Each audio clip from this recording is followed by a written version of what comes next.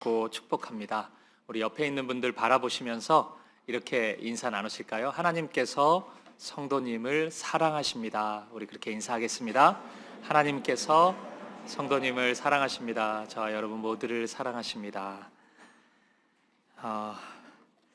명절 연휴라서 많이 안 오실 줄 알았는데 일부도 그렇고 생각보다 많이 오셨습니다. 인천공항이 역대 최다 여행객들이 있다 이래가지고 거기 가셨을 줄 알았는데 여기 계세요. 하나님의 크신 은혜가 우리 예배 가운데 가득 넘칠 줄 믿습니다. 교회 소식 몇 가지 확인해 드리겠습니다. 추석 명절 맞아서 가족 친척들과 함께 예배할 수 있는 가정 예배지 드립니다. 필요하신 분들 본당 뒤편에서 수령해 가시기 바랍니다. 홈페이지에서도 다운로드 받을 수 있습니다. 우리 다가오는 수요일은 수요예배 한 주 휴회합니다. 그리고 다음 주 수요일은요, 25일 수요일은 여름 선교, 우리 4개 지역 우리가 함께 복음을 전하는 선교 사역을 감당했고 하고 있는데 그 은혜와 감사를 나누는 선교 축제로 진행됩니다. 선교 보고도 좀 드리고 간증도 나누고 함께 찬양하는 시간 가지려고 하는데요. 우리 많은 분들 참석하셔서 그 열방 가운데 임하셨던 하나님의 사랑과 은혜를 누릴 수 있었으면 좋겠습니다. 우리 몽골 단기 선교팀이 금요일 날 밤에 떠났습니다. 그래서 지금 한창 사역 중입니다. 입국에 어려움이 있다고 해서 걱정 많이 했는데 안전하게 입국 잘 했고 또 2개 교회에서 몽골 현지 교회에서 지금 어린이 사역 진행 중이고 오늘 또 주일 사역을 함께 진행하고 있습니다. 계속해서 기도 많이 해주시면 좋겠습니다. 21명의 우리 청년부 형제 자매들이 지금 한 마음으로 사역하고 있습니다. 몽골은 영하래요. 추워요 거기는. 그래서 감기 안 걸리게 또 기도 많이 해주시면 좋겠습니다. 우리 알립니다 사면을 보시면 태국 치앙라이 지역에 큰 비가 내려서 지금 홍수로 인한 피해가 엄청납니다. 그래서 그 복구를 위한 특별 헌금을 좀 함께 할 수 있었으면 좋겠습니다. 우리가 여름에 태국 선교팀이 갔던 지역이 바로 치앙라이입니다.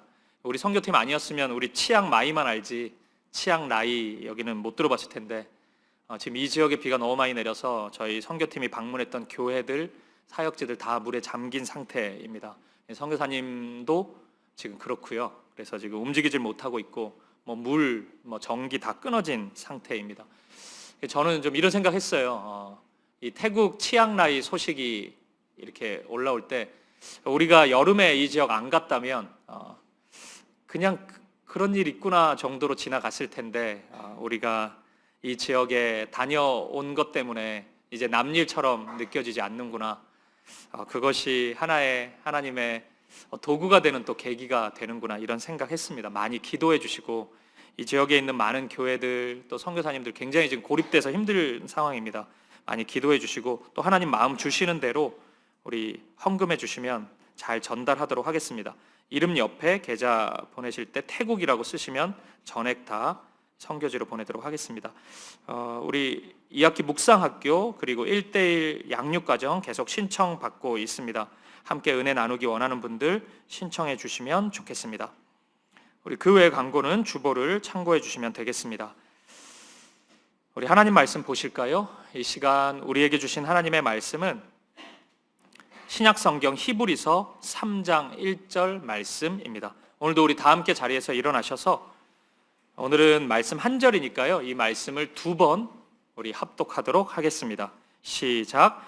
그러므로 함께 하늘의 부르심을 받은 거룩한 형제들아, 우리가 믿는 도리의 사도이시며 대제사장이신 예수를 깊이 생각하라. 그러므로 함께 하늘의 부르심을 받은 거룩한 형제들아, 우리가 믿는 도리의 사도이시며 대제사장이신 예수를 깊이 생각하라. 아멘. 자리에 앉으시겠습니다. 저의 인생 드라마 중 하나는 나의 아저씨라는 드라마입니다. 이 드라마를 보면 이지안이라는 정말 거칠고 모진 인생을 살아온 한 젊은 청년과 겉으로 보기엔 성공했지만 이런저런 아픔과 상처를 안고 있는 박동훈이라는 어른의 만남이 줄을 이뤄요. 그러니까 이 만남이 어울리지 않죠, 사실은. 근데 서로에게 어떤 치유와 회복을 선물해 주는지를 보여줍니다. 굉장히 그 인간 냄새 많이 나는, 사람 냄새 많이 나는 그런 드라마입니다. 이 드라마를 쓴 박혜영 작가가 이 드라마의 기획 의도를 이렇게 설명했더라고요. 제가 한 부분만 좀 읽어드리겠습니다. 나의 아저씨를 기획했던 2013년은 드라마 시장이 설정의 시대일 때였습니다. 당시 드라마 속 주인공 캐릭터의 다수는 파워풀함을 기본 공식으로 삼았고 그 힘을 의사, 변호사, 형사, 판사와 같은 직종으로서 만들고 있었습니다. 후에는 이를 넘어서 초능력자, 시간을 거스르는 자, 다른 세상에서 온 자 등으로 넘어가기도 했고요. 드라마와 영화를 보는 이유가 서사보다 인간의 결을 보고 싶어서, 정서를 느끼고 싶어서인 제게는 이런 흐름이 좀 팍팍하게 다가왔습니다.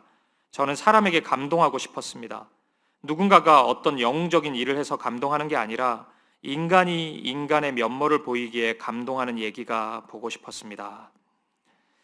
저는 이분의 사람다움에 대한 관심이 참 좋습니다.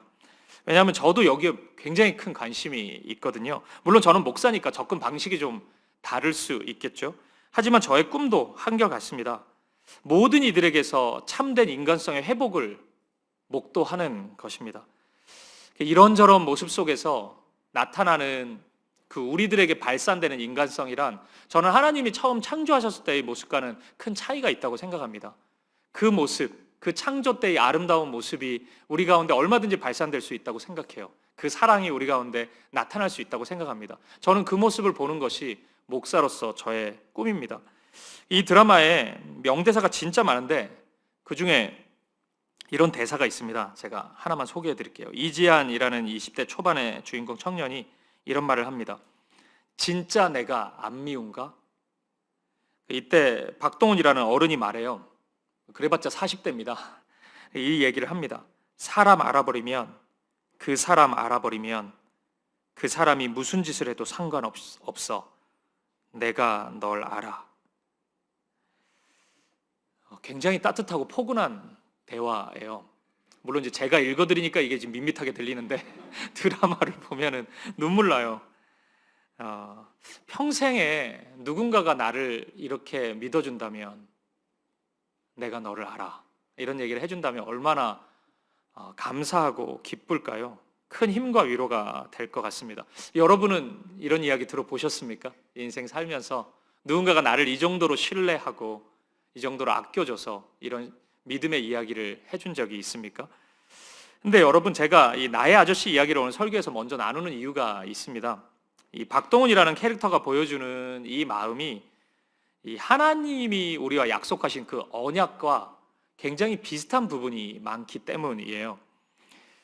지난 2주 동안 수요예배 시간에 이 개강 수련의 말씀을 제가 나누었는데 영적 어린아이에 대해서 우리가 함께 묵상했습니다. 지난주 수요일 설교 본문이 히브리서 5장 13절이었어요. 이 말씀입니다. 이는 젖을 먹는 자마다 어린아이니 의의 말씀을 경험하지 못한 자요. 아멘. 영적 어린아이를 벗어나려면 젖을 먹는 단계에서 한 단계 성장해야 됩니다. 그러니까 이유식 먹어야 되고 밥을 먹어야 돼요. 평생 젖만 먹고 있으면, 분유만 먹고 있으면 영양 섭취가 안 되기 때문에 건강함으로, 장성함으로 자랄 수가 없는 것입니다. 근데 성경은 그 말씀의 밥을 가리켜서 의의 말씀이라고 이렇게 이야기해주고 있습니다. 그러니까 이 말은 말씀이 밥인데, 의로운 밥이 있고 말씀이 있고 의롭지 못한 말씀이 있는데 그거 잘 가려서 먹자, 이런 이야기가 아니라 하나님이 주시는 모든 말씀이 의의 말씀이라는 의미입니다. 즉 성경이, 하나님의 말씀은 성경이잖아요. 그 성경 안에 담겨있는 모든 이야기가 의의 말씀이라는 것이에요. 그래서 성경을 읽을 때 우리는 하나님의 의로우심을 발견해야만 합니다. 그래야지 성경을 제대로 읽은 것이에요. 하나님의 성경을 기록한, 말씀을 주신 의도가, 목적이 여기에 있기 때문입니다. 그리고 저는 하나님의 의를 간단하게 정의했습니다. 혹시 기억하시는 분 있습니까? 하나님의 의가 제가 뭐라 그랬죠? 하나님 다움이라고 말씀드렸습니다. 1부 때도 아무도 대답 못했습니다. 하나님 다움이에요. 그게 하나님의 의입니다. 하나님의 마음이 고스란히 담겨 있는 것이 의로운 상태입니다. 그래서 하나님의 마음이 담긴 말씀이 있다면 그건 의로운 말씀입니다. 하나님의 마음이 담긴 어떤 계획이 있다면 그건 의로운 계획입니다. 하나님의 마음이 담긴 어떤 행동이 있다면 그것은 의로운 행동일 겁니다. 성경이 말씀하는 의가 바로 이것입니다. 하나님다움인 것입니다. 그 하나님다움, 그 하나님의 의가, 그런데 하나님께서 우리와 약속하시는 언약에 가득 담겨져 있다는 거예요.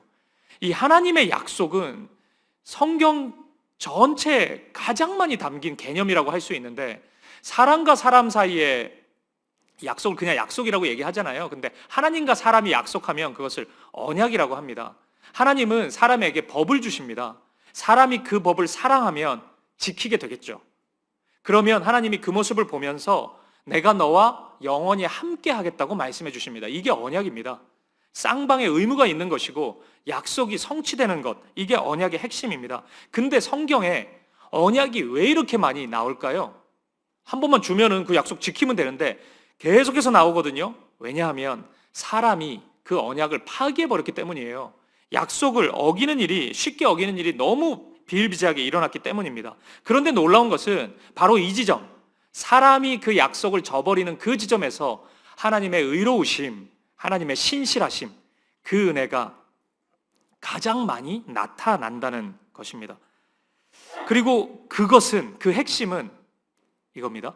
하나님께서 약속을 지키지 못하는 우리를 대신해서 그 약속을 이루신다는 것입니다.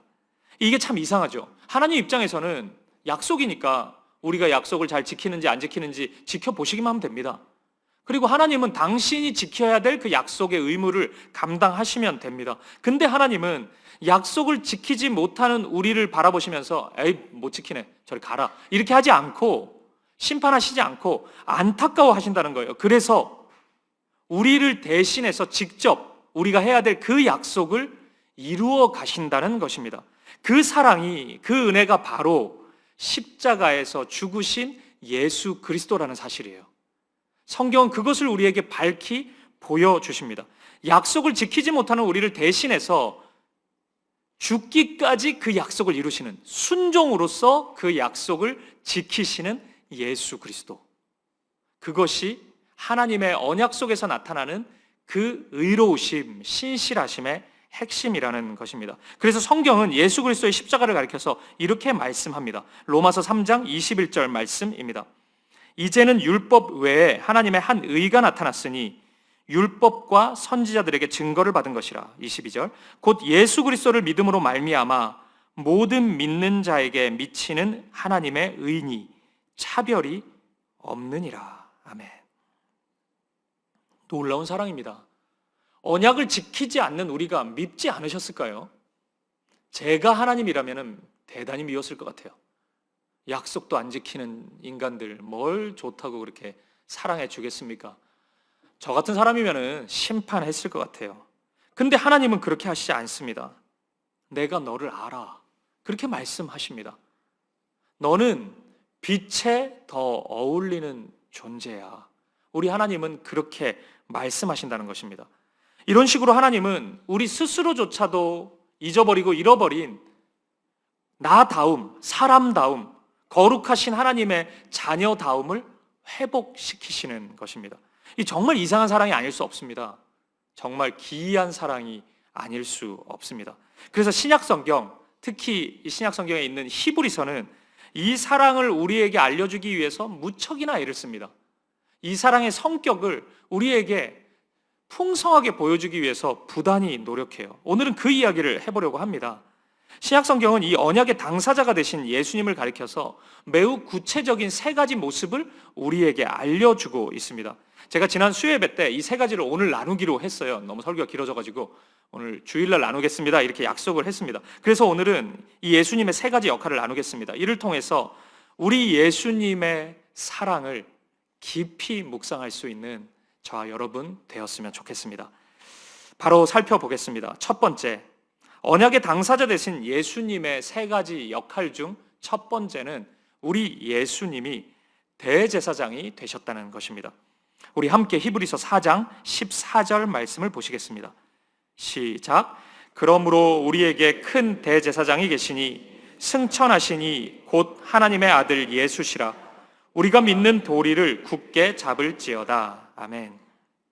오늘 본문도 그렇고 읽은 이 히브리서 4장도 그렇고 이 히브리서는 반복해서 예수님의 대제사장 되심을 우리에게 알려주고 있습니다. 그것이 무슨 의미일까요?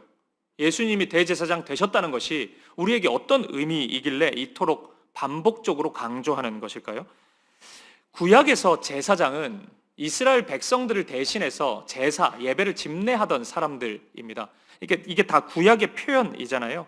하나님의 임재가 임하는 그 성소는 이스라엘 백성들이 아무나 들락날락 할 수가 없었습니다. 제사장만이, 특별히 대제사장만이 하나님의 임재가 강하게 임하는 지성소에 들어갈 수가 있었습니다. 제사장은 이스라엘 백성들의 죄를 대신해서 순결한 짐승을 잡아서 제물로 하나님께 바치는 자였습니다. 이렇게 보면 제사장 직분은 하나님과 이스라엘 백성들을 연결하는 중개자 정도로 이해할 수 있습니다.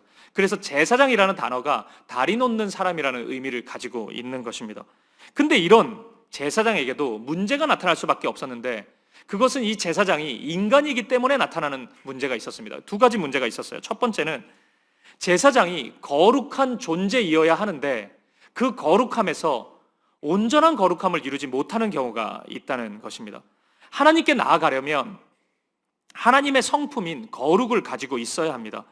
그래야 하나님 앞에 설 수 있는 것입니다. 그래서 인간 제사장은 막 구별된 삶을 살았습니다.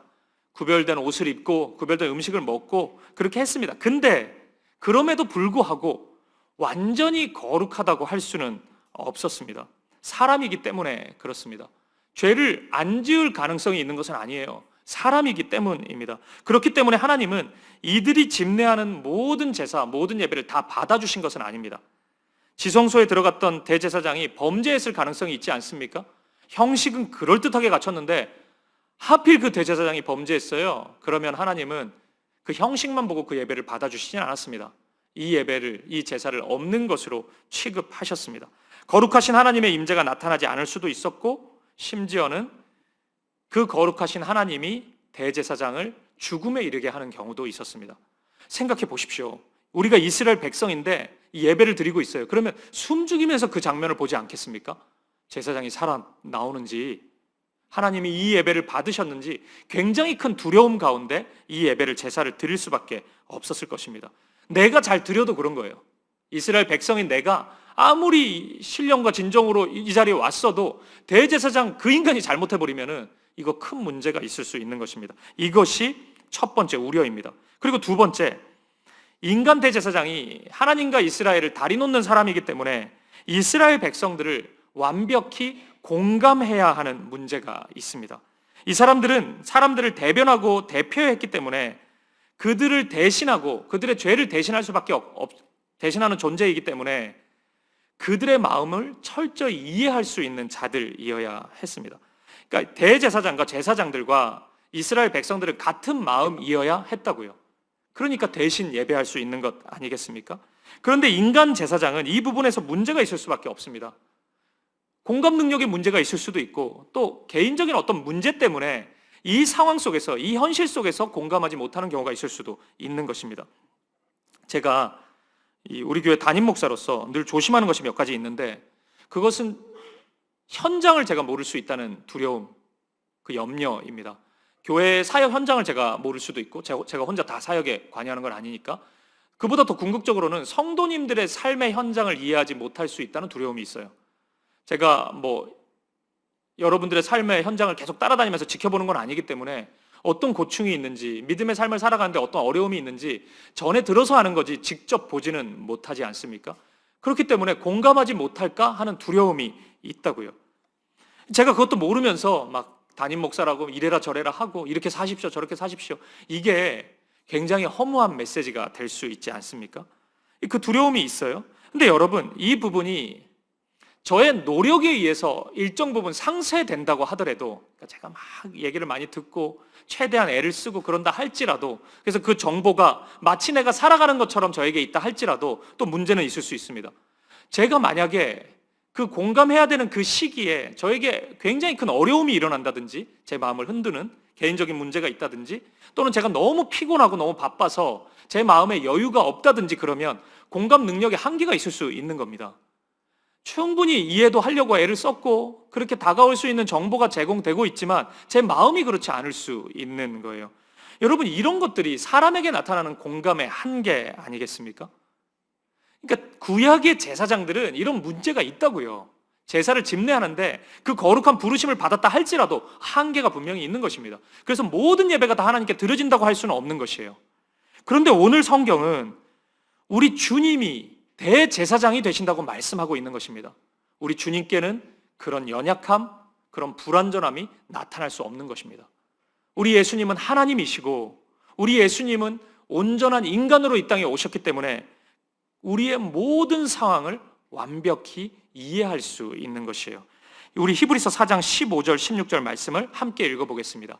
시작. 제가 읽을게요. 우리에게 있는 대제사장은 우리의 연약함을 동정하지 못하실 이가 아니요 모든 일에 우리와 똑같이 시험을 받으신 이로되 죄는 없으시니라. 16절 같이 읽겠습니다. 그러므로 우리는 긍휼하심을 받고 위하여 은혜의 보좌 앞에 담대히 나아갈 것이니라. 아멘. 그래서 우리 주님은 언제나 우리를 동정하시는 분이십니다. 이 동정한다는 것이 이해하고 공감한다는 의미거든요. 우리 주님은 그런 분이세요. 우리 주님이 하나님이시라고 해서 그 인간들의 이야기를 내가 어떻게 알아, 그런 인간적인 얘기, 마음을 이렇게 나오시는 분이 아니라는 것입니다. 그렇기 때문에 우리 주님이 그런 분이시기 때문에 우리는 은혜의 보좌 앞으로 우리 주님께로 담대히 나아갈 수 있는 것입니다. 사랑하는 여러분, 우리 예수님이 대제사장이 되신다고 하는데, 그런 분으로 존재하신다고 하는데 우리가 어찌 예수님께 가까이 나아가지 않을 수 있겠습니까? 오늘 어떤 이유에서든 무거운 마음으로 이 자리에 나오신 분이 있으십니까?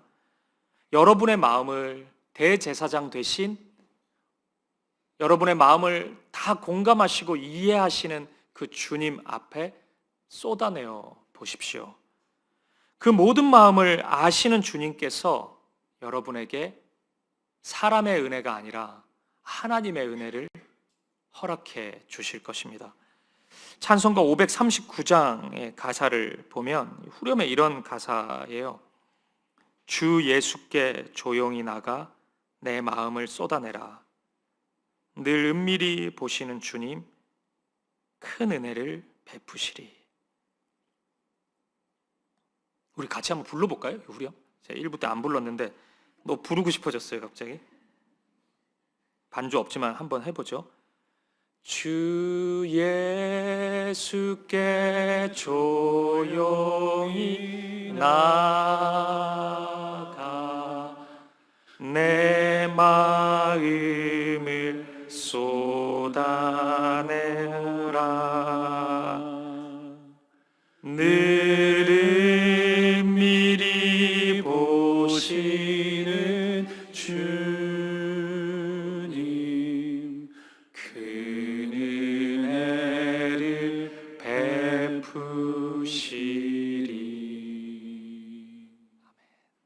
아멘.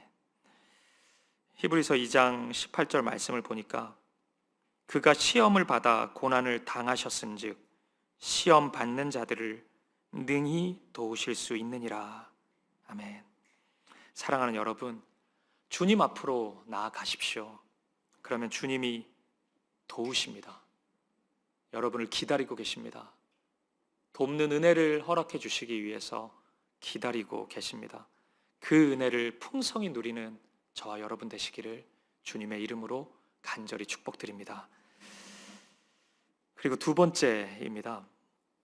우리 예수님은 희생 제물이 되셨습니다. 성경은 우리 예수님이 희생 제사 그 자체가 되심으로 하나님의 의를, 하나님의 신실하심을 우리에게 보여주시고 이루셨다고 말씀하십니다. 히브리서 9장 11절 말씀을 보십시오. 그리스도께서는 장래 좋은 일의 대제사장으로 오사 손으로 짓지 아니한 것, 곧 이 창조에 속하지 아니한 더 크고 온전한 장막으로 말미암아 12절 염소와 송아지의 피로 하지 아니하고 오직 자기의 피로 영원한 속죄를 이루사 단번에 성소에 들어가셨느니라. 아멘. 제사를 집행하는 제사장 못지않게 중요한 것이 있다면 구약의 제사에서요, 그것은 하나님께 바쳐지는 제물이었습니다. 제사에서의 제물은 하나님께 드려지는 것이기에 흠이 없는 것이어야 했습니다. 그리고 우리의 죄를 대신하는 것이기에 흠이 있어서는 안 되었어요. 그래야지 하나님의 거룩하심과 어울릴 수 있는 제물이 되는 거고, 그래야지 우리가 안수했을 때 우리의 죄가 전이 될 수 있는 거며 트랜스퍼 될 수 있는 거예요.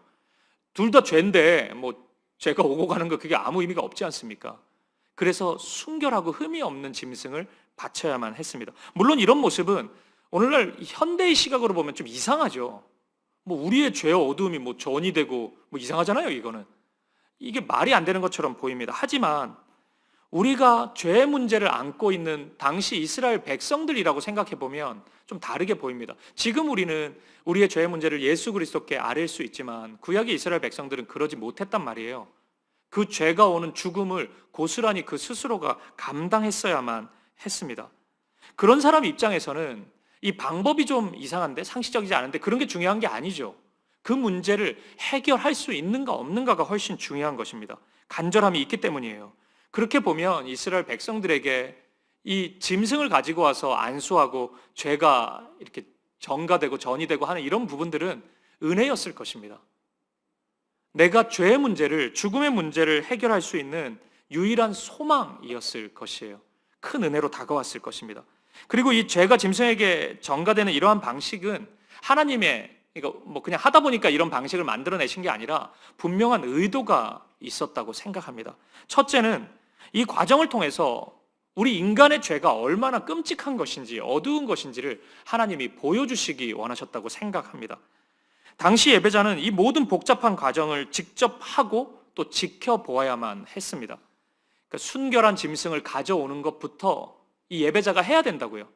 대충 하면 안 됩니다. 아무 짐승이나 가져오면 안 되잖아요. 순전한 짐승을 골라야만 됐습니다. 그리고 그 짐승에게 안수할 때도 그냥 하면 됩니까? 진심으로 했어야만 했습니다. 짐승의 죽음을 보았고 짐승의 피 흘림을 보았습니다. 이 모든 과정을 통해서 이 예배자는 이거 왜 하는 거예요? 내 죄 때문에 하는 거잖아요, 이 일. 내 죄가 얼마나 무거운 것인지, 가볍지 않은 것인지를 생각하고 또 생각했을 것입니다. 만약에 이런 예배자들한테 너희가 죄가 있다고, 그 죄 안 좋은 거야, 그냥 이렇게 한마디만 하셨다면 죄악된 인간들은 그거 크게 생각 못했을 것입니다.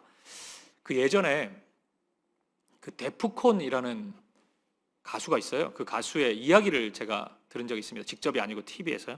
들은 적이 있는데, 이 가수가 10대 때 좀 방탕하게 살았나 봐요. 그래서 잘못도 많이 하고 그래가지고 구치소에 잡혀갔대요. 10대 때 이런 일 겪으면 굉장히 큰 일이죠. 근데 이제 자신을 찾으러 온 어머니가 보인 거예요. 근데 자기는 거기에 갇혀 있을 때만 해도 이 상황이 무슨 상황인지를 잘 몰랐다는 거예요. 근데 어머니가 와서 어머니가 놀래고 오열을 하고, 또 어머니가 사람들 찾아다니면서 90도로 인사하고 잘못했다고 진심으로 사과하고, 이런 모습을 보면서 이제 다가왔대요, 자기가. 이게 지금 내가 생각하는 그런 일이 아니구나. 굉장히 큰 일이 일어난 거구나. 내가 큰일 날 수도 있는 거구나. 어른이 그런 감정을 주체하지 못하는 그런 모습을 보이니까, 그러면서 마음에 다짐을 많이 했다는 거예요. 이 일을 내가 이런 식으로 살면 안 되는구나, 이런 생각을 했다는 거예요. 그러니까 저는 이런 식의 효과가 이스라엘 백성들에게 있었을 것이라고 생각합니다. 그냥 말이 아니라 죄가 이 정도로 큰 것이구나, 그것을 이 예배 때마다 확인하고 또 확인했을 것이에요. 그리고 두 번째, 이 과정을 통해서 이 백성들은, 이스라엘 백성들은 거룩에 대한 소망을 가졌을 것입니다.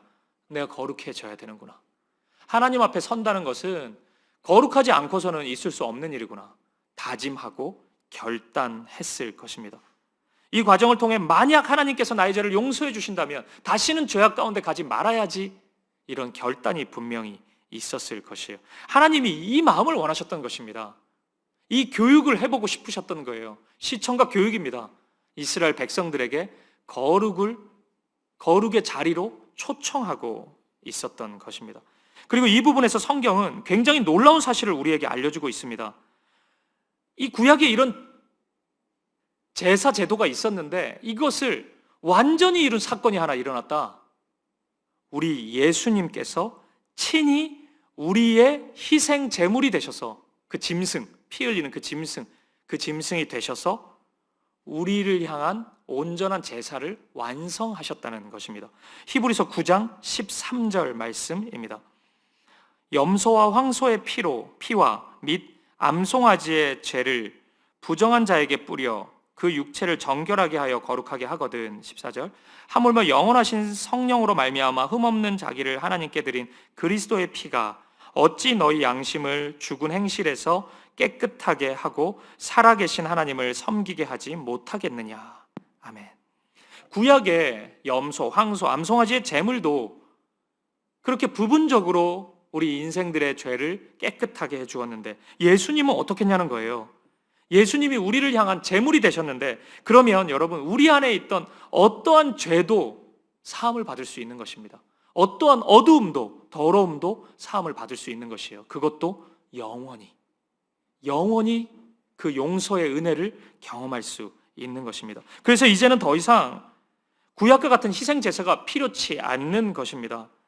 우리의 죄를 대신한 희생 제물이 되신 예수님께 우리는 나아오면 되는 것입니다. 구약의 이스라엘 백성들에게, 구약의 시대를 살고 있던 사람들에게는 상상할 수 없는 은혜가 우리 가운데 시작된 것입니다. 한계 가득한 구약의 제사가 아니라 완전하고 영원한 그 은혜가 우리 가운데 시작된 것입니다.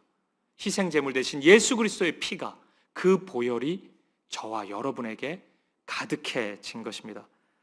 사랑하는 여러분, 오늘 죄와 어두움에 매여서 신음하고 있는 분이 있으십니까? 끊어지지 않는 죄, 반복되는 죄 때문에 나 자신에 대해서 실망하고 하나님 앞에서 거룩함에 대한 열망을 완전히 다 상실해버린 분이 있으십니까? 거룩이 되지도 않는데 내가 뭐 하려고 애를 쓰나? 이런 무력한 마음이 드는 분이 있으세요? 그렇다면 여러분, 우리의 모든 죄를 지고 가신 예수님 앞으로 나아오십시오. 우리는 다 양 같아서 그릇 행하였지만, 지금도 그러고 있지만, 그리스도께서는 우리의 죄를 대신해서 우리를 거룩하게 하셨습니다. 이사야 53장 5절 말씀을 보십시오. 그가 찔림은 우리의 허물 때문이요 그가 상함은 우리의 죄악 때문이라. 그가 징계를 받음으로 우리는 평화를 누리고 그가 채찍에 맞음으로 우리는 나음을 받았도다. 우리는 다 양 같아서 그릇 행하여 각기 제 길로 갔거늘 여호와께서는 우리 모두의 죄악을 그에게 담당시키셨도다. 아멘. 예수님이 우리를 대신해서 희생 제물이 되셨습니다. 예수 그리스도, 그분의 보혈로 몸과 영혼의 깨끗함을 경험하는, 그 거룩함을 누릴 수 있는 저와 여러분 되시기를 주님의 이름으로 간절히 축복합니다. 그리고 마지막 세 번째입니다. 이 부분이 제일 중요할 것 같습니다. 우리 예수님은 의의 왕이 되셨습니다. 성경은 우리 예수님께서 대제사장일 뿐만 아니라 희생제물일 뿐만 아니라 의의 왕이 되셨다고 소개합니다. 우리 말씀 한 절 읽어보죠. 히브리서 6장 20절 말씀, 7장 2절까지 세 절 말씀 같이 읽어보겠습니다. 시작. 그리로 앞서가신 예수께서 멜기세덱의 반차를 따라 대제사장이 되어 우리를 위하여 들어가셨느니라. 이 멜기세덱은 살렘 왕이요 지극히 높으신 하나님의 제사장이라. 여러 왕을 쳐서 죽이고 돌아오는 아브라함을 만나 복을 빈 자라. 아브라함이 모든 것의 10분의 1을 그에게 나누어 주니라. 그 이름을 해석하면 먼저는 의의 왕이요 그 다음은 살렘 왕이니 곧 평강의 왕이요. 아멘. 이 히브리서는, 신약 성경은 예수님의 의의 왕 되심을 설명하면서 멜기세덱이라는 사람을 데리고 옵니다. 그래서 잠시 멜기세덱이라는 사람에 대해서 생각해 보겠습니다. 이 멜기세덱이라는 이 사람의 이름의 의미는 의의 왕이라는 뜻이에요. 그 히브리어에서 구약 성경에 쓰여진 그 이스라엘 말에서 그 의라는 단어가 쯔다카입니다. 그래서 제가 그 하나님 나라 복음을 설교할 때마다 히브리어로 미시파트 츠다카, 이 두 단어 많이 강조하지 않았습니까? 이 정도는 외우자고. 지금 외우시면 되죠. 예, 미시파트 츠다카, 이게 정의, 공의 뭐 이런 뜻이에요. 거의 같이 쓰이고 그럽니다. 그러니까 츠다카, 의예요. 근데 멜렉이라는 말이 왕이거든요. 그러니까 멜렉, 츠다카 이게 합쳐져 가지고 멜기세덱 뭐 이렇게 된 겁니다. 의의 왕이 된 거죠. 그러니까 이 사람에 대한 정보는 성경에 굉장히 제한적입니다. 이 창세기 아브라함 이야기에서 처음 이 사람이 등장하고 그 이후에는 거의 나타나지가 않아요. 한번 볼까요? 창세기 14장 18절 말씀입니다. 같이 읽어보죠. 시작. 살렘 왕 멜기세덱이 떡과 포도주를 가지고 나왔으니 그는 지극히 높으신 하나님의 제사장이었더라. 아멘. 멜기세덱이 나옵니다. 그를 살렘 왕으로 소개하고 있습니다. 이 살렘은 우리가 잘 아는 히브리어 샬롬입니다. 그러니까 평화의 왕이라는 뜻이겠죠. 그러니까 아마도 지역적으로는 이 아브라함을 만나고 있는 문맥으로 볼 때 이스라엘 이 땅, 이 지역의 왕이었던 것 같습니다. 그 다음 이 사람의 소개가 이제 독특한데 이 사람은 왕이면서 하나님의 제사장이었다고 소개하고 있습니다. 이게 독특한 거죠. 이런 경우는 거의 없어요. 왕인데 제사장인 것. 근데 이 멜기세덱이 그러했다는 겁니다. 그리고 이것이 멜기세덱이라는 사람의 소개의 전부입니다. 그러니까 이 사람이 아브라함 만나서 아브라함에게 하나님의 축복을 허락해 주었다는 것, 그리고 아브라함은 이 사람을 통해서 하나님께 드릴 11조를 드렸다는 것, 이것이 이야기의 전부예요. 별다른 정보가 없습니다. 근데 히브리서에 오니까 예수님을 설명하면서 이 멜기세덱이라는 사람을 데리고 오는 겁니다. 예수님이 멜기세덱의 반차를 따라갔다는 거예요. 여기서 반차는 그 직장인들의 월차가 아닙니다. 직분, 신분 이런 의미예요. 그러니까 멜기세덱의 어떠함을 예수님이 그대로 보여주고 있다는 이야기입니다. 그러니까 이겁니다. 멜기세덱이 왕인데 제사장이었잖아요. 지금 히브리서가 신약성경이 예수님의 대제사장 되심을 계속 얘기했잖아요. 그리고 진짜 신분을 한 번 더 얘기하는 겁니다. 대제사장일 뿐만 아니고 진짜 신분이 있는데 왕이라는 것입니다. 예수님은 왕이시다. 그것을 말씀하고 있는 거예요. 지난주 제가 주일 설교 본문이 우리 빌립보서 계속 강해하면서 빌립보서 2장 9절에서 11절인데 예수님께서 십자가에 죽으시고 부활하신 다음에 어디 가셨습니까? 성부 하나님이 우리 성자 예수님을 어떻게 하셨어요? 지극히 높은 곳으로 올리셨잖아요. 그게 예수님이 원래 계셔야 될 그 자리잖아요. 왕의 자리. 그것을 지금 말씀하고 있는 것입니다. 하나님 나라를 다스리실 왕이셨다는 것이에요. 이 세상을 창조하신 분이고 이 세상 온 우주 만물을 다스리시는 왕이시라는 것입니다. 그리고 저와 여러분의 마음과 삶을 통치하시는 왕이시라는 것이에요. 그런데 그분이 살렘의 왕, 샬롬의 왕, 평화의 왕이라는 것입니다. 폭력이나 강압으로 이 세상을 우리를 다스리시는 분이 아니라 우리를 노예처럼 부려먹는 그런 악한 왕이 아니라 사랑의 왕이시라는 것이에요. 평화의 왕이시라는 것입니다. 그래서 우리가 만약 그분의 통치 아래 있기만 한다면, 만약 우리가 그분의 백성이 될 수만 있다면 우리는 그분의 사랑과 평화를 누리게 됩니다. 그 사랑 안에서 나타나는 하나님의 의로우심과 신실하심을 누리게 되는 거예요. 그러면 우리에게 어떤 변화가 일어납니다. 그 사랑의 통치 아래 날마다 거하게 되니까 어떤 변화가 있어요. 그 변화가 무엇인지 아십니까? 우리가 의롭게 되는 것입니다. 실제로요. 어떤 그 정신의 세계에서만 의롭게 되는 게 아니고 실제 의로움으로 우리는 나아가게 되는 것입니다. 생각해 보십시오. 그 사랑의 다스림을 매일같이 경험해요. 매 순간 그 사랑의 예수님과 사귐을 경험합니다. 교제를 나눠요. 안 변할 수 있습니까? 어떻게 사람이 변하지 않을 수 있겠습니까? 변화되는 것입니다. 실제 우리 삶이 바뀌는 것이에요. 그 사랑의 통치는 우리를 의인으로 만들어가는 것입니다. 의롭게 만드는 것이에요. 주님을 더욱 닮아가게 되는 것입니다. 따라서 오늘 저와 여러분 마음속에 변화를 꿈꾸는 열망이 있다면 열쇠는 주어졌습니다. 이런 분도 있을 거예요. 나는 그 변화를 안 꿈꾼다.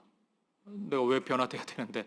그냥 뭐 죄악대로 살래 그러면은 그냥 나는 그냥 이렇게 그냥 내 마음대로 살고 내 인생의 주인이 내가 되고 그렇게 살다가 그냥 남들 이용해 먹고 부자 되고 명예롭게 뭐 나는 좀 그래도 된다 이렇게 꿈꾼다면 그러면 이런 이야기들이 밋밋하죠.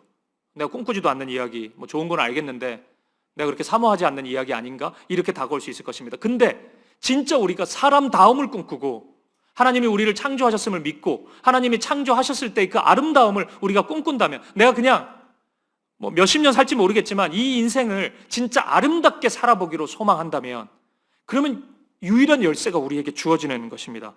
예수님을 내 삶의 왕으로 모시는 것입니다. 예수님을 내 삶의 주인으로 모시는 것이에요. 그러면 달라지기 시작합니다. 주인이 바뀌었기 때문에 삶의 방향이 달라질 수밖에 없는 것입니다. 사랑하는 여러분, 오늘 저와 여러분 안에 이런 열망이 있기를 바라요. 예수님을 왕으로 모시고 싶은, 주인으로 모시고 싶은 그 간절한 소망이 있기를 바랍니다. 오늘 우리 예수님을 저는 대제사장 정도로만 여기지 않기를 바랍니다. 아, 내 마음을 공감해 주는구나, 연결해 주는구나. 아, 그래, 내가 힘들고 외로울 때 그분 찾으면 되겠네. 우리가 그 정도로만 우리 주님과의 관계를 맺지 않기를 바라요. 또한 우리 예수님을 희생 제물 정도로만 여기지 않기를 바랍니다. 무슨 큰 죄 저질렀을 때 우리가 하나님의 은혜를 한번 맛보면, 죄를 지었을 때, 하나님과 관계없이 살 때 죄책이 우리에게 다가오거든요. 이 은혜를 맛보지 않으면 그런 것도 없지만 은혜를 맛보면 그거 압니다. 우리의 마음이 힘들어요. 그때만 예수님께 나와서 용서해 주세요, 마음이 무거워 죽겠습니다, 좀 가볍게 해주세요, 이 정도로만 예수님을 이용하고 예수님과의 관계를 이 정도로만 맺지 않기를 바랍니다. 매 순간 나의 왕이 되시도록, 나의 주인이 되시도록 저와 여러분의 삶을 예수님께 위탁할 수 있기를 축복합니다. 그러면 여러분, 하나님의 통치가 시작됩니다. 그러면 하나님의 나라가 저와 여러분의 삶 가운데 이루어질 것입니다. 그리고 그 다음은 모든 것이 달라져요. 가장 먼저는 저와 여러분의 마음이 달라집니다. 그리고 삶의 방향이 달라집니다. 주님을 닮아가게 됩니다. 죄인의 흔적이 아니라 의인의 흔적이 나도 모르게 나타나게 됩니다. 거룩함과 사랑이 우리 가운데 나타나게 됩니다. 더 이상 주인도 없고 부모도 없는 그냥 고아 같은 인생이 아니라 하나님의 자녀로서의 삶이 우리에게 나타납니다. 내 마음대로, 내 기분대로 사는 창기와 같은 존재가 아니라 하나님의 거룩한 신부와 같은 순결한 삶으로 바뀌게 될 것입니다. 비로소 의인이 되는 것입니다. 고린도후서 5장 21절 말씀을 함께 보시겠습니다. 시작. 하나님이 죄를 알지도 못하신 이를 우리를 대신하여 죄로 삼으신 것은 우리로 하여금 그 안에서 하나님의 의가 되게 하려 하심이라. 아멘. 바로 이것입니다. 하나님의 의가 되게 하시는 겁니다. 이걸 흘려들으면 안 됩니다. 신약성경 온통 이런 이야기로 가득한데 하나님의 의가 된다고 하네, 이게 아니고 우리를 의인 되게 하시겠다는 겁니다. 우리를 주님 닮은 자로 바꾸시겠다는 것입니다. 왕 되신 예수님께 모든 삶을 위탁하여서 참된 하나님의 의를 경험하는 저와 여러분 되시기를 주님의 이름으로 간절히 축복드립니다.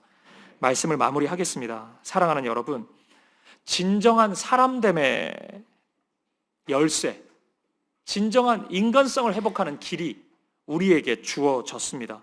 바로 예수 그리스도께로 나아가는 것입니다. 대제사장 되신 예수님을 통해서, 희생 제물이 되신 예수님을 통해서 죄를 용서받고 참된 사랑을 경험하면, 그리고 왕 되신 예수님을 통해서 그분의 사랑의 통치, 다스리심 안으로 들어가면 우리는 우리 안에 있는 진정한 인간성을 발휘하게 될 것입니다. 하나님이 우리를 창조하시고 나서 보시기에 심히 좋았더라. 그 상태가 어떤 상태인지 우리는 잘 모르잖아요. 그 상태를, 그 아름다움을 나의 삶을 통해서 우리는 확인하게 될 것입니다. 추석 명절이 시작되었잖아요. 일상의 삶과는 조금 다른 이제 며칠이 우리에게 주어졌는데, 이런 명절이 되면 좋은 일들, 좋은 감정들도 우리에게 많이 생기곤 하지만 때때로는 깨어진 인간성, 죄악된 인간성이 발현되는 경우가 굉장히 많은 것 같습니다. 여러 가지 상황 속에서, 또 만남 속에서 비교도 되고 질투, 원망, 상처, 두려움, 허무함, 외로움, 이런 매우 복잡하고 다양한 감정들이 저와 여러분을 찾아올 수 있습니다. 그리고 우리의 가정을 뒤덮을 수 있어요. 저는 이런 순간이 만약 찾아온다면 이때마다 세상의 문법과는 다른 이야기가 우리를 통해서 펼쳐졌으면 좋겠습니다. 나의 아저씨 박혜영 작가가 이 기획 의도가 있었잖아요. 하나님의 기획 의도가 바로 여기서 나타났으면 좋겠습니다. 나의 아저씨가 아니라 나의 예수님이 우리에게 고백되고 주님이 우리를 바라보시면서 주님의 입장에서 나의 자녀들이 될 수 있길 바랍니다. 그런 아름다움이 우리 가운데 나타났으면 좋겠습니다. 미움이 아니라 사랑, 누군가를 향한 정죄가 아니라 용서, 절망이 아니라 소망, 두려움이 아니라 기대감으로 가득 찬 우리의 삶이었으면 좋겠습니다. 여러분, 그러려면 어떻게 해야 된다고요? 가장 먼저 예수를 깊이 생각하십시오. 예수님이 무엇을 하셨는지 생각하십시오. 대제사장 되신 예수님, 희생 제물이 되신 예수님, 의의 왕이 되신 예수님을 깊이 생각하십시오. 그리고 여러분의 상한 마음을, 여러분의 죄악을, 내 인생의 주인이 내가 되었던 그 삶을 하나님께 내어드리십시오. 위탁하십시오. 그러면 하나님의 의가 나타날 것입니다. 하나님의 신실하심이 나타날 것입니다. 하나님의 사랑과 은혜가 시작될 것입니다. 우리를 의롭게 하시는 그 은혜, 그 사랑이 저와 여러분들의 삶 가운데 가득 넘치기를, 예수님을 생각하고 그분 앞에 나아가는 것을 통해서 그 은혜를 풍성히 경험하는 저와 여러분 되시기를 주님의 이름으로 간절히 축복드립니다. 우리 함께 찬양 드리고 기도하실까요? 우리 예수 우리 왕이여, 우리 찬양 드리고 싶습니다. 왕 되신 예수님, 이곳에 오시옵소서. 나의 마음의 보좌에 오셔서 나를 다스려 주시옵소서. 나의 왜곡되고 거짓된 인간성, 그게 아니라 주님의 마음, 주님의 일들이 나타나게 하여 주옵소서. 저와 여러분의 마음에 삶 속에서 겪었던 이런저런 상처와 아픔이 있을 수 있습니다. 대제사장 되신 예수님을 생각하십시오. 그분에게는 못할 말이 없어요. 모든 것을 다 얘기할 수 있습니다. 그분은 공감해 주십니다. 저와 여러분이 인생을 살다가 온갖 더러운 죄를 반복해서 다 지었을 수도 있습니다. 희생 제물 되신 예수님을 생각하십시오. 그분 앞에 나아올 때 우리의 죄는 깨끗게 될 것입니다. 내가 내 인생의 주인이 되어서 그게 좋은 줄 알고 막 살다가 여기저기서 걸려 넘어지고 상처나고 허무함과 상실감으로 주저앉아 있다면 이제는 주인을 바꾸십시오. 왕 되신 예수님이 우리 앞에 계십니다. 그분의 통치와 다스림이 우리를 지켜줄 것이고 우리를 완전한 삶으로 인도할 것입니다. 예수님을 초청합시다. 우리의 마음에 오시옵소서. 나의 주인이 되어 주시옵소서. 왕이 되어 주시옵소서. 우리 기도하는 마음으로 함께 이 찬양을 하나님께 올려드리겠습니다. 우리 함께 고백하시겠습니다. 예수 우리 왕이여, 예수 우리 왕이여, 이곳에 오셔서 이곳에 오소서. 보좌로 주여 임하사 찬양을 받아 주소서. 주님을 찬양하오니, 주님을 찬양하오니,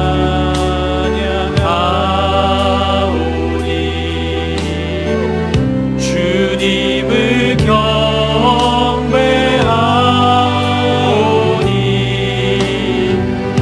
왕이신 예수여 오셔서 좌정하사 다스리소서.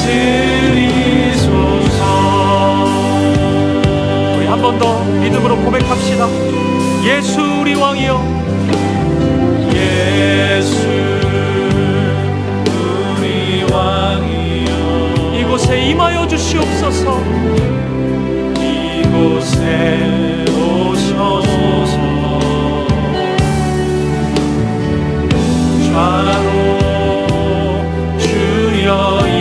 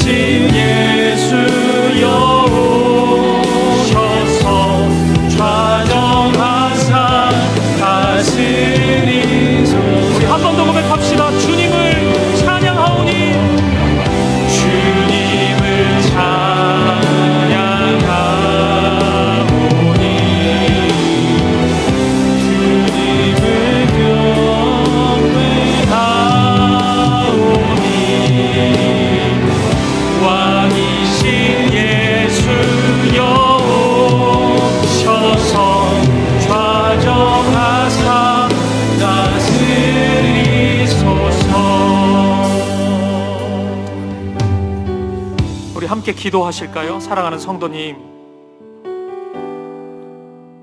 오늘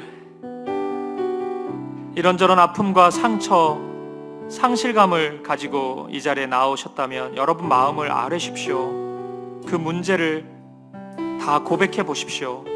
대제사장 되신 예수님께서 우리의 마음을 공감하십니다. 그리고 그 모든 짐을 대신 지시겠다고 말씀하십니다. 온갖 죄악과 더러움으로 신음하고 있는 분이 있다면 그 죄 또한 희생제물 대신 예수님께 내려놓으십시오. 나를 거룩하게 하시겠다고 약속하십니다. 그리고 사랑하는 성도님, 인생의 주인을 바꾸어 보십시오. 그 고백을 이 시간 진심으로 드려보십시오. 예수님, 나의 왕이 되어 주옵소서. 우리 가정의 왕이 되어 주옵소서. 우리 자녀들의 왕이 되어 주옵소서. 고통 가운데 신음하고 있는 사랑하는 영혼에 찾아오셔서 왕이 되어 주옵소서. 주님 다스려 주시옵소서. 통치하여 주시옵소서. 주님의 일들을 이루어 주옵소서. 그 진실된 고백이 우리의 삶을 바꾸기 시작할 것입니다. 하나님의 나라가 시작될 것입니다. 우리 이 시간 한 마음과 한 뜻으로 우리의 연약함과 우리의 죄악과 우리의 마음과 삶 전체를 주님께 맡겨드리시면서 주님의 은혜를 구하시면서 이 시간 한 마음과 한 뜻으로 기도하며 나아가겠습니다. 함께 기도하시겠습니다.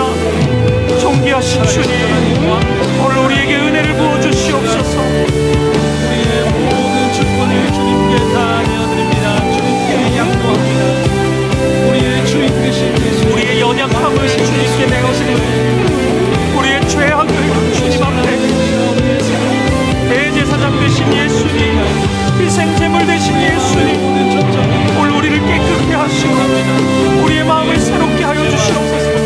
그래서 우리가 진심으로 고백합니다. 우리의 왕이 되어 주옵소서. 우리 인생의 주인이 되어 주시옵소서. 나를 다스려 주시옵소서. 인도하여 주시옵소서. 우리 가정을 다스려 주시옵소서. 할렐루야. 우리 다 함께 자리에서 일어나셔서 우리의 마음 다해 고백합시다. 주님을 찬양하오니, 주님을 찬양하오니,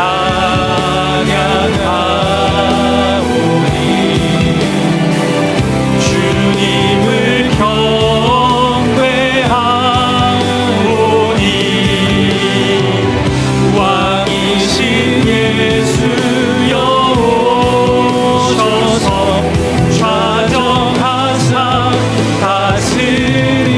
우리 한 번 더 고백합시다. 주님을 찬양합니다. 주님을 찬양하오니, 주님을 경배하오니, 왕이신 예수님, 왕이신 예수여 오셔서 좌정하사 다스리소서. 주님, 우리의 마음을 다스려 주시옵소서. 상하고 깨어진 상처 입은 우리의 영혼을 붙잡아 주옵소서. 이 시간 우리의 마음을 다 쏟아냅니다. 주님 붙잡아 주시고 대제사장 되신 예수님, 우리의 모든 짐을 대신 지어 주시옵소서. 우리의 모든 어둠과 죄악을 내어드립니다. 반복되는 죄가 여전히 우리 가운데 있지만 거룩하고 싶습니다. 주님을 닮고 싶습니다. 희생 제물 되신 예수님, 우리를 새롭게 하여 주시옵소서. 우리를 거룩하게 하여 주옵소서. 그래서 우리가 진실된 고백으로 주님 앞에 나아갑니다. 이제 더 이상 우리 인생의 주인이 내가 되지 않겠습니다. 이 세상에 무엇이 되지 않겠습니다. 예수님입니다. 예수님, 나의 왕이 되어 주옵소서. 예수님, 내 삶의 주인이 되어 주옵소서. 우리 자녀들의 주인이 되어 주시옵소서. 우리 가정의 왕이 되어 주시옵소서. 그래서 주님의 선하시고 아름다우신 그 뜻대로 우리를 다스려 주시고 우리를 인도하여 주옵소서. 하나님의 일들이 우리의 삶 가운데 나타나게 하여 주옵소서. 이 추석 명절 주님 그 은혜가 우리의 삶 가운데, 가정 가운데 시작되게 하여 주옵소서. 특별한 상황 속에서 공고함과 외로움과 상한 마음을 가지고 눈물 흘리고 있는, 그래서 이 명절이 조금의 즐거움도 허락되지 않는 아픔으로 보내고 있는 지체들이 있다면 아버지 하나님, 그 마음을 붙잡아 주시고 모든 두려움 떠나가게 하시고 오직 주의 사랑과 위로, 은혜만이 강같이 넘치게 하여 주옵소서. 세상 사람 이런저런 현실 속에서 우리 곁을 다 떠날 수 있지만 주님 한결같은 사랑으로 함께 하심을 감사합니다. 주님 손 붙잡고 주님 이끄시는 그 자리로 우리의 인생의 방향을 정하게 하시고 주님 따라 한 걸음씩 나아가는 우리들이 되게 하여 주옵소서. 그렇게 우리의 삶을 인도하실 주님 찬양합니다. 감사와 찬양을 드리며 살아계신 예수 그리스도 이름으로 기도합니다. 아멘. 이제는 주 예수 그리스도의 은혜와 하나님 아버지의 사랑과 성령님의 아름다운 사귐이, 대제사장 되신 예수님, 희생 제물 되신 예수님, 의의 왕 되신 예수님 바라보며 깊이 생각하고 주님 앞에 모든 걸 내려놓고 주님의 인도하심 따라 삶의 방향을 정하고 그렇게 나아가기로 결단하는 사랑하는 성도님들 머리머리 위에 이들의 자녀들과 이들의 가정, 이들의 인생의 모든 걸음마다 이제로부터 영원까지 함께 있을지어다. 아멘. 아멘.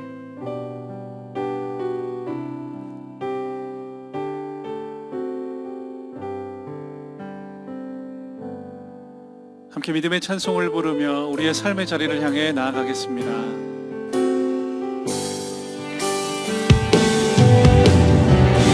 주님을 찬양하오니 주님을 경배하오니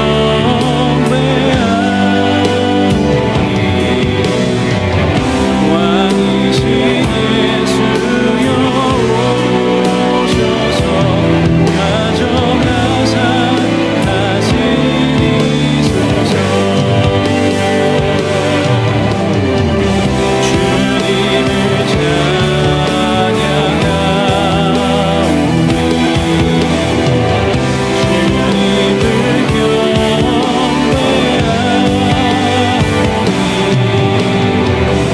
왕이신 예수여 오셔서 좌정하사 다스리소서. 우리 주님 안에서 참된 풍요로움을 누리는 한 주간의 삶이 되시기를 주님의 이름으로 축복합니다. 아멘.